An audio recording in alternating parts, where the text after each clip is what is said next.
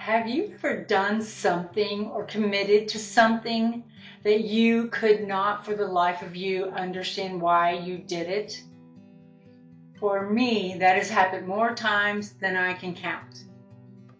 Today's video is on check your motives.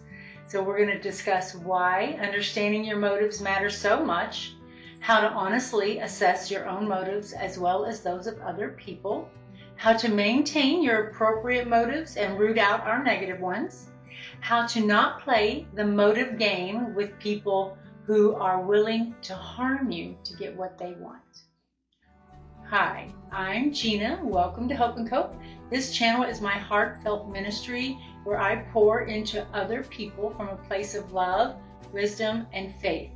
My desire is to offer hope, comfort, and Christ-centered truth to those who need it.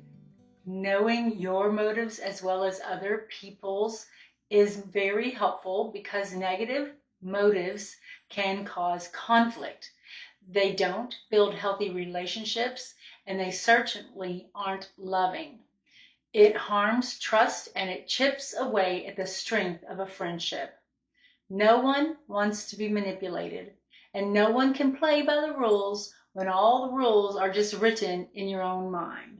So we need to honestly assess our own motives.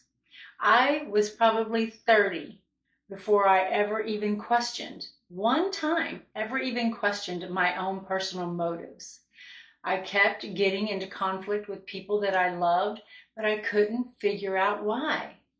Until one day, out of the blue, I realized that I was doing things just to get something in return.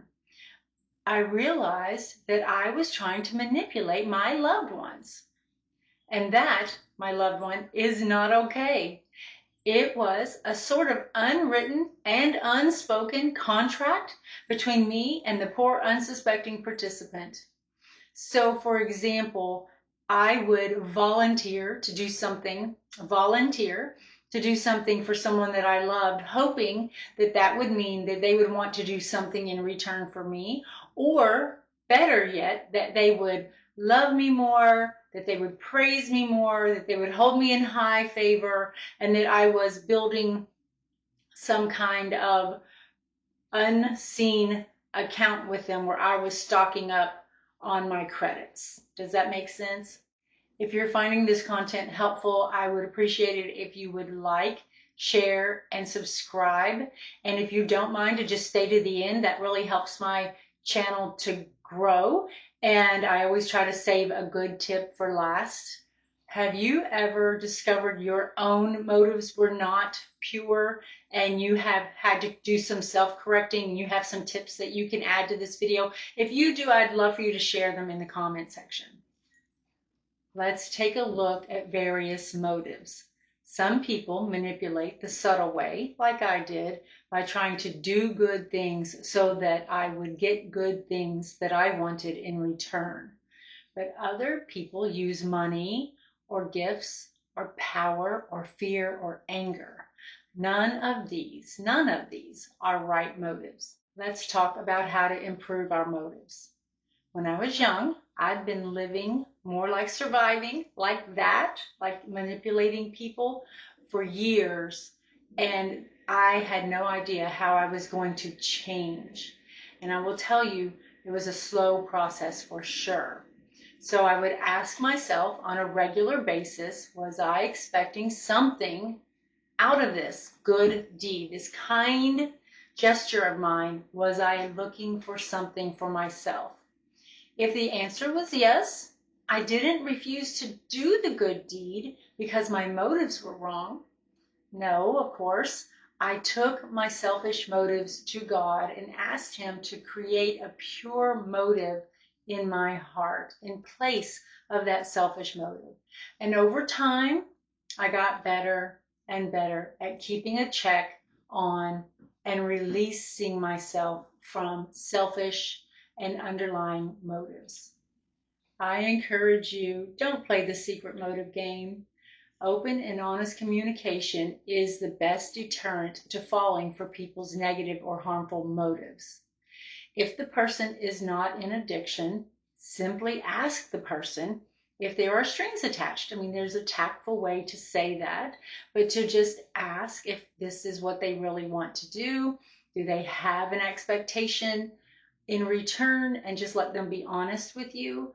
Um, sometimes people will say, oh, I'll owe you one.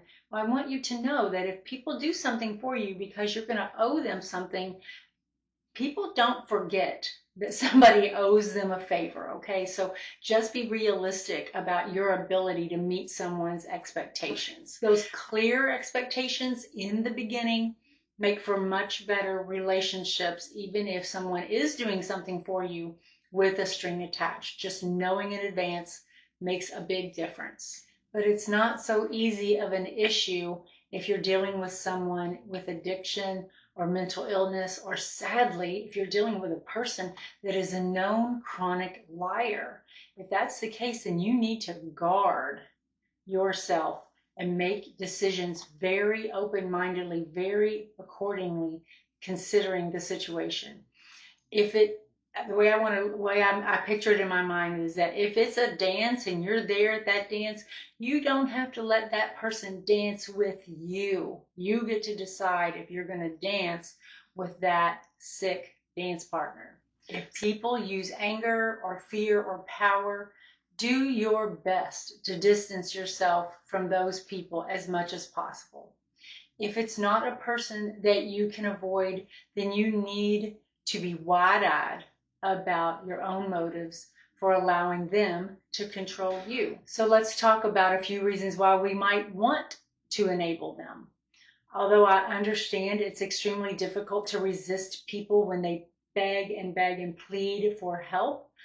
And I know that there are times that they can seem very pitiful, and their circumstances certainly can be legitimately severe. Sometimes we help them to get them off of our backs. But that only works for a little while because they will be back in the next crisis. Or maybe we help them because we don't want to see them suffer. We do it for ourselves, for them, because we ourselves can't bear to see them suffer. Does that make sense?